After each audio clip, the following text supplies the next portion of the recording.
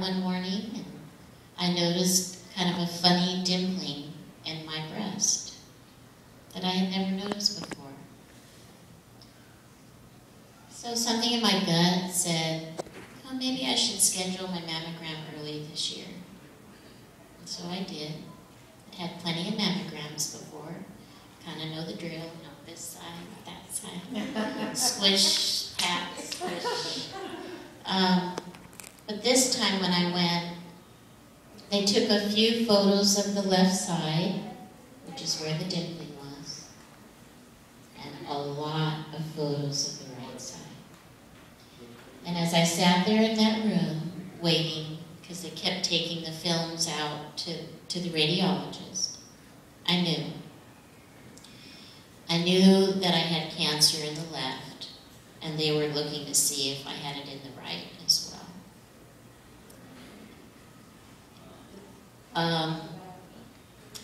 They told me to call my doctor, and that they would get the results to her that day. Another bad sign. Uh-oh, I'm in trouble here. And when my doctor called me, she said, you know, there is something suspicious. We're gonna check it out. We're gonna order some more diagnostic tests for you. We're gonna get you an MRI. We're gonna get you a biopsy. And I'll call you back and I'll let you know when we're gonna do that. And I hung up the phone and I sat on the edge of my bed and I called my doctor back. And I told her, you know, I'm one of those worst case scenario, best case scenario kind of girls. So if there was something that was said or any other little bit of information that you could tell me, I need to hear it. And there was a long silence. And she said, well, Debbie, the radiologist told me that in his years of looking at mammogram films, he'd be very surprised if this was not a late-stage breast cancer. So I kind of had my diagnosis before I had my diagnosis. But it would be another 2 weeks of waiting. 2 weeks of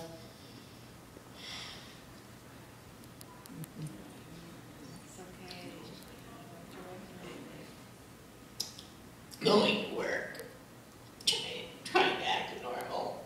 Yes. Not telling my kids, feeling as if I was lying to them. But I didn't want to say anything until I knew. My son's here with me today. Bless his heart. And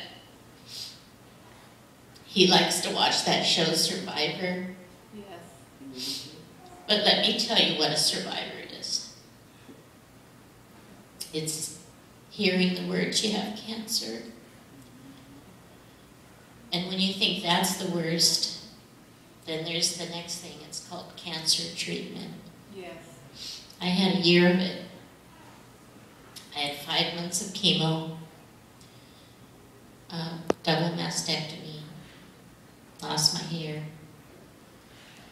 My 2 favorite features, my big blonde hair and my big boobs.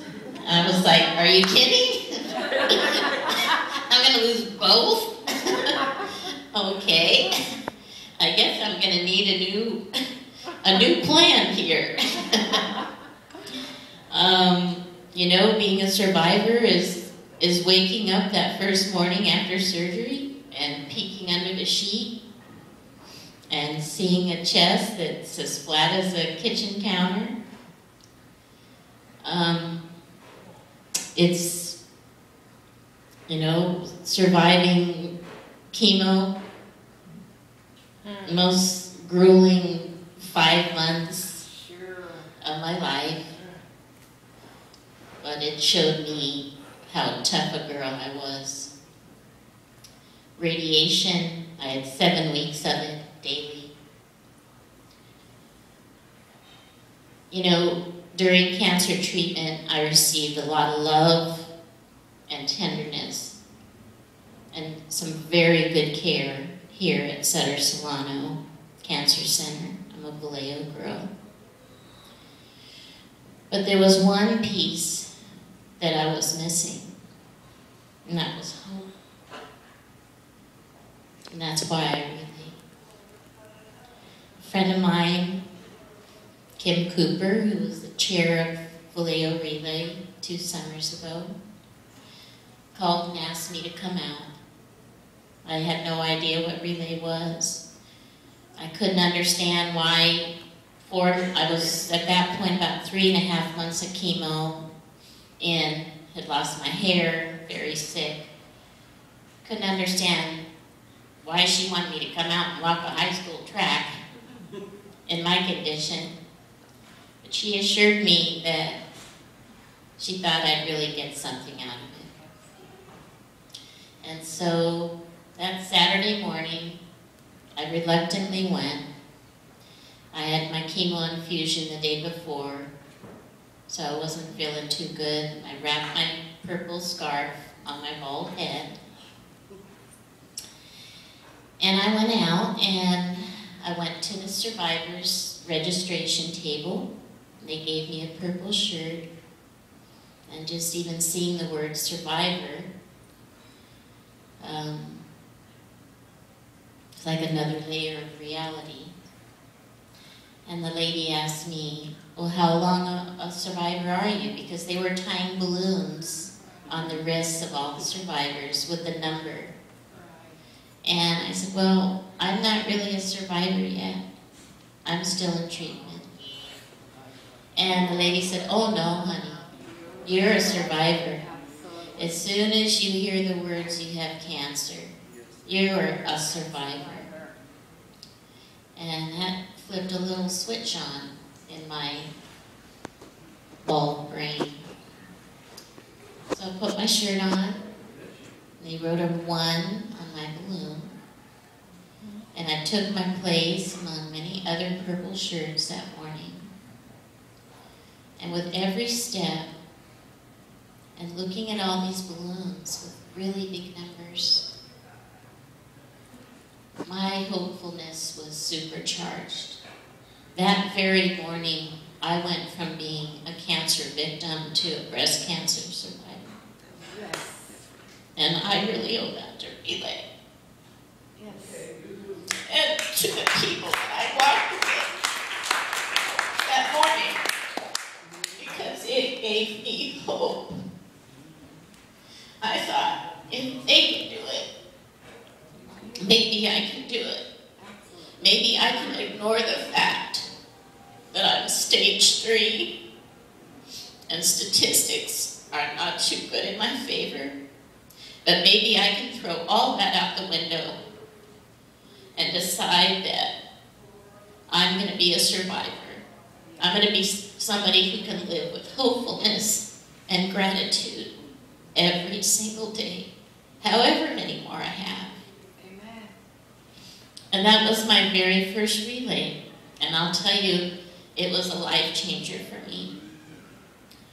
My second relay, so my first relay I walked with no hair, still in chemo.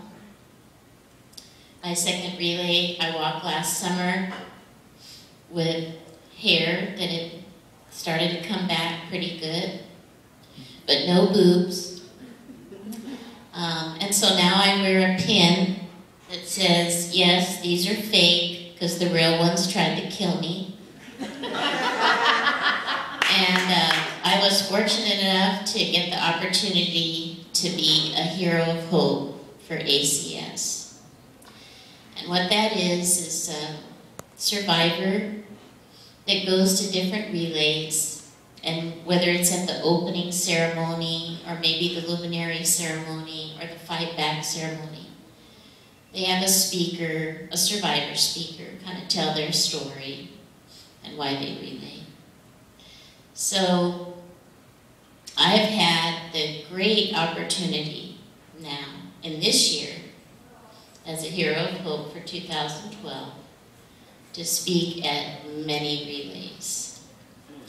From San Ramon to San Jose, Every relay I've spoke at, I've walked the survival lap. But let me tell you something, because I've seen so many relays now. In fact, at the end of this month, on Saturday, July 28th, I'm the opening speaker at Oakland. That night, I'm the luminary speaker at Belmont at Oracle. And the next morning, I'm the fight back speaker at Novato. So I better make sure I got plenty of gas in my car and my map clip. But what I'm here to tell you, with all these relays I've seen, there's no place like home. There is no place like the Vallejo relay. I am telling you, and I now speak from experience because I have relay hopped to so many relays, and being a resident of Vallejo, and being someone who gets really tired of hearing all the bad news about Vallejo and what a terrible city it is and so on, I'm here to tell you that the people in Vallejo support their relay and support their community and each other like no place else. I am telling you, it is when I've seen the other relays and even relays that kind of seem like they have a good participation, but maybe I was just at the Concord relay. Now I kind of sound like I'm relay bashing. I hope I'm not.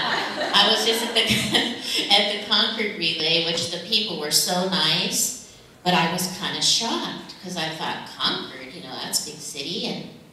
And you know, when you walk into the Vallejo relay, that place is booming.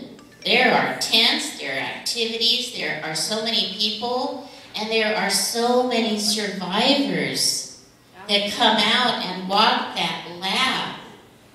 It's just an amazing, beautiful thing. So, you know, there's all kinds of reasons why you should support the American Cancer Society. You know, that was the first phone call that my family made. The first phone call. Glenda talked about the look good, feel better. I did that. Yes. I came out of that with a red wig. I had never been a redhead, but I figured, what the heck? So I got a red wig, which everyone liked. It was a little scary. I always thought blondes got all the attention, but let me tell you, the redheads get the attention.